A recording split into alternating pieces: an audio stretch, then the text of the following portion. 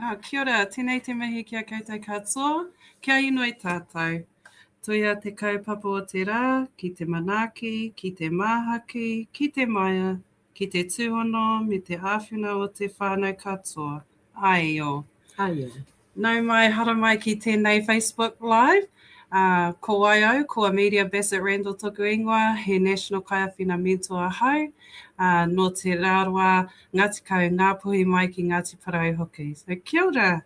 Welcome, my name is Amelia. I am here in Tamaki Makaurau and I'm the National Kaiawhina Mentor. Over to you. Ngā mihi Amelia. Kia ora koutou katoa. Ko Whānau, ko Donna Fain toku ingoa. Hiru no mai makatū ki Tongariro. No Rotorua toku whānau, ko te aroa tiwi, ko te aroa te waka. Ko Tamaki Makaurau, e noho ana ahau, ko National Educator Māori toku mahi. My name is Donna Fain. I am one of the National Educator Māori with Whānau Awhina Plunket. So pleased to be here today. Suri prevention is something that I'm really passionate about and have been for several years. So thank you for having me here today. Ngā mihi, kia ora. So today we'll be talking a bit about the updated safe sleep guidelines, what are the changes and why they've changed. Most importantly, we'll talk about the small changes you can make today, tonight in your whare to make your baby's sleep space as safe as possible. To get us started, kia ora Donna, are you able to talk a bit about why safe sleep spaces matter? Yes, of course. And in reality, it is to keep our babies alive, to protect them. So it's to ensure our babies or our pēpi are in a safe sleep environment for every sleep. And that's to reduce the risk of sudden infant death or suri.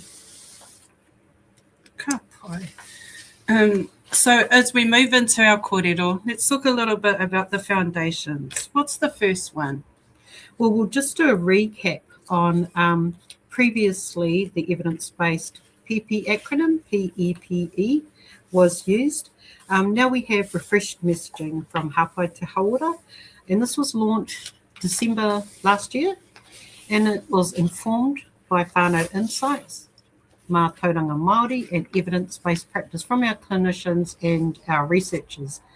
So the messaging, we wanted to make sure that it felt practical, caring, and culturally grounded.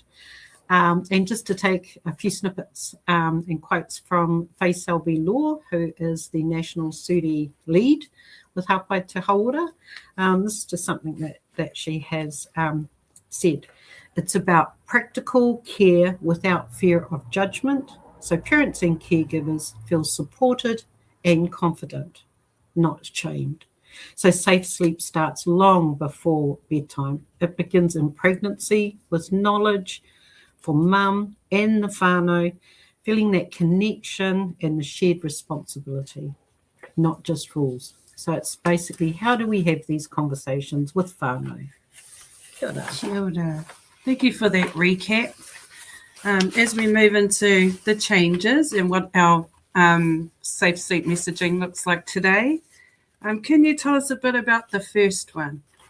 So our first one is face up and face clear.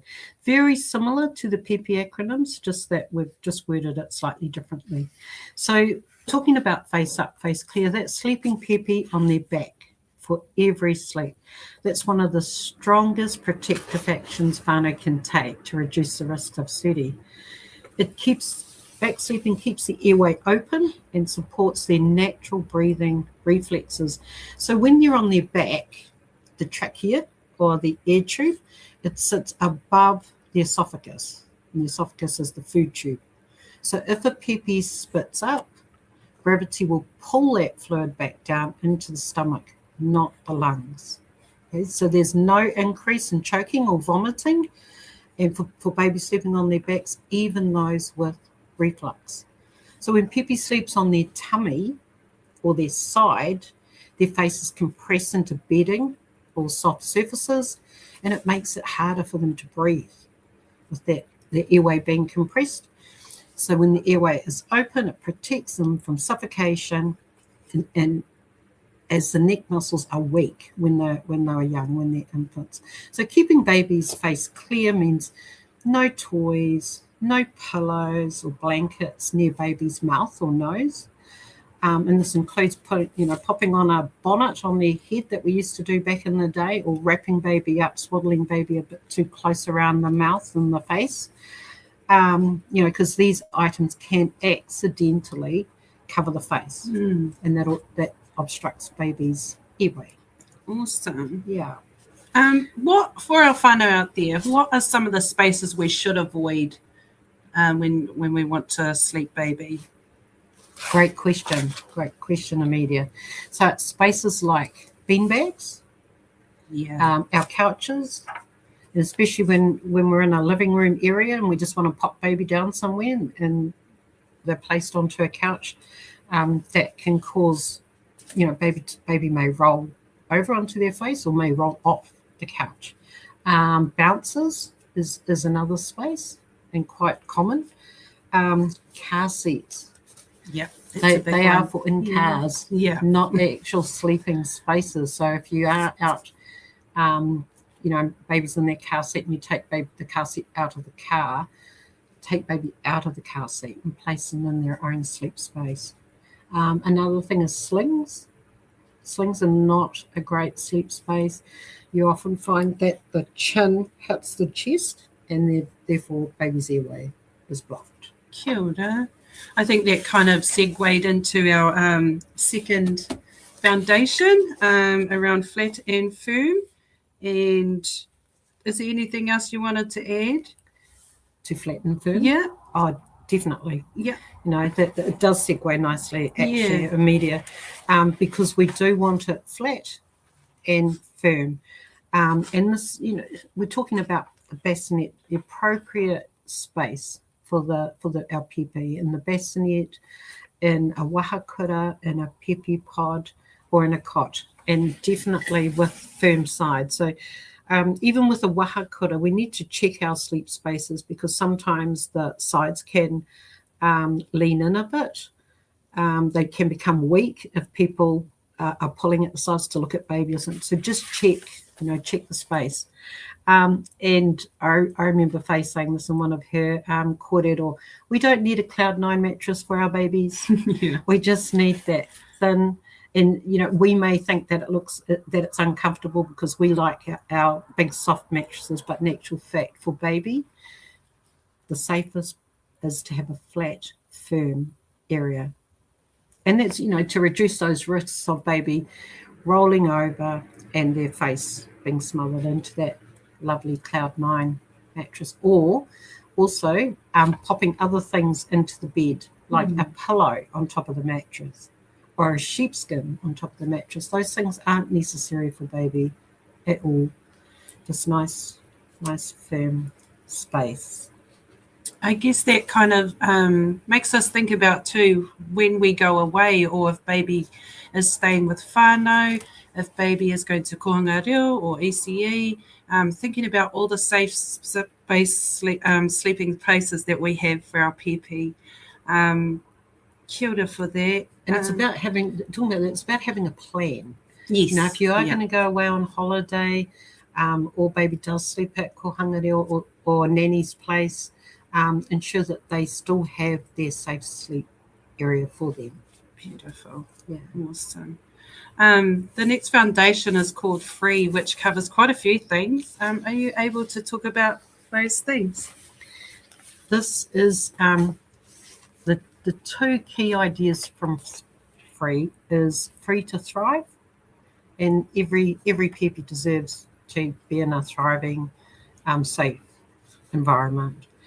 And same, very similar to the other foundations, we want this space to be clear and uncluttered. Okay, so this means, again, no soft toys in the bed, no loose blankets, pillows. And also another thing to remember, as baby, because SUDI prevention goes to the age of 1, at least 1, be careful where the cot is as well, so that there's no blind cords or anything that baby can Pull on. Yes, Yeah. pull on and wrap around themselves or get themselves caught. Anything that's going to affect their breathing. So that's Free to Thrive. Also with Free to Thrive, we're thinking about breastfeeding, immunisations, to give them the best start in life. Okay, Free from harm, that's including reducing those risks. A big one is smoking during pregnancy. So the two main risk factors for SUDI are smoking during pregnancy and bed sharing. So when you're smoking during pregnancy, there's 6 times increased rate of SUDI. If you're smoking in pregnancy and bed sharing, the risks increase 32 times more for SUDI. And this is all available on Hawhai Te Hauora or Health New Zealand websites. They have the Preventing SUDI, Sudden Unexpected Death of Infant brochures and resources, which are readily available. Ka pai. Those are some really important statistics and lots of really important reasons for this messaging to be talked about quite a bit. And what is our last po? I really like this one. Okay, this is a new one, and this includes fathers, partners, and family. So here, the message is that safe sleep is a shared responsibility. Okay, so the whole whānau, the whole village is responsible for pēpi having a safe sleep space. So because our babies, our mokopuna, our pēpi are cared for by many different caregivers, mama, papa, siblings, grandparents, and generally the whole community, we want to ensure, like what we just said earlier, Amelia, about the different areas that you go to, like kohanga or tangihanga, or it could be motels. It could be wherever you're going, where you're planning your trips to. Yeah, and so that everyone that's supporting pēpi knows how to sleep pēpi safely. So it's the recognition of a collective care, okay, collective responsibility.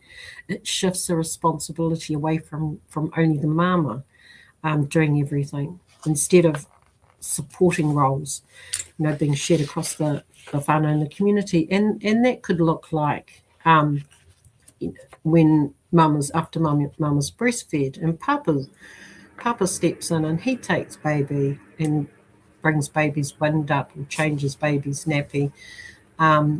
If you're in nowadays there can be more than one family living in the kainga, in the home space. So it's everyone knowing where that baby sleeps for every sleep and how baby sleeps.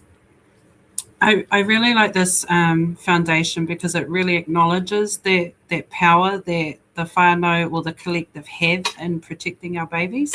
And I guess even having your young mokopuna or tamariki around, they are able to watch and learn with you, teach them how to position baby, how to put baby in the safe space together. And it will create that generational knowledge. So kia ora. That's so true, Amelia. And planning with the whānau is the most effective way, and it acknowledges their values and their lived realities, and their aspirations for our pēpi.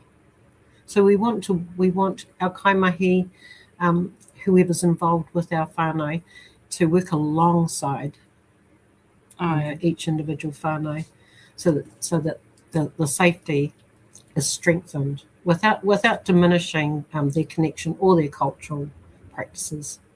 So kia ora, we have a pātai. What is considered a loose blanket? If a blanket is tucked in under the mattress, is it considered okay? Or is it sleep sacks and layers of clothing only? Kia ora, Alicia. Kia ora, Alicia. Loose blankets, so that's ones that are just sitting on the top of the bed. And you're so correct in that we do want it tucked under. Okay, so it's nice and the blankets aren't going to move, because if baby moves and the blankets move, there's a risk that the blanket will cover baby's face. Okay, so we definitely want it tucked in under the mattress. What's the other thing? Sleep sacks are great. You know, they are a great thing to have, to use if you can afford them. You know, these are wonderful clothing, and in a sleep sack, the ones without the sleeves, the ones without the arms, they're great. And I guess too, if you know your baby, so if baby's a wriggler, you know that's going to keep baby warm through their sleeps as well. So yeah, hope we answered your pātai. Yeah, and the layers of clothing, you really want to have one layer more than what the parents are wearing. Okay, so baby, at any time for the clothing and the temperature of the baby's body, just at least one layer more. But like Amelia was just saying with the sacks, and especially for the older pēpi, when they are wriggling around, those safe sleep sacks are ideal if you can afford it. If you can't, that's when you lay a baby in the clothing, still ensuring that the temperature, that if you are going to put a blanket on top, that the baby's temperature is still kept constant. Awesome. Just as we slowly start to finish up, with a bit more advice about how to get access to some of these things we've talked about, things like wahakura wānanga in your areas. Where can we get these things in the community, Donna? Okay, so Hapai Te Hauora, being the National Sudi Prevention Organisation, you can just pop onto their website. There are a lot of resources there that you can download. Beautiful including magnets. And we also have, hang on, see if I can open this up. We also have this, and you can look on the website anyway. But also on here, there are some QR codes, a couple of QR codes, and one of them is for the Mama Aroha app. That has some amazing information on that app.